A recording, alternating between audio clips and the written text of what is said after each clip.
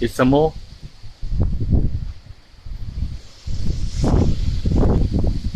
Now I don't know if you can see the big huge pine tree behind this tree.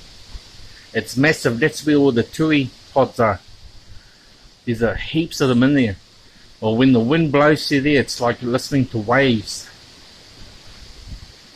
So when it's really cold at night, you can hear the waves crashing down in Browns Bay, which is about a kilometre down the road.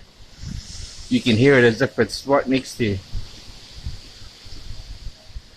Yeah, it's pretty cold, eh, man? Tawhiri Matia.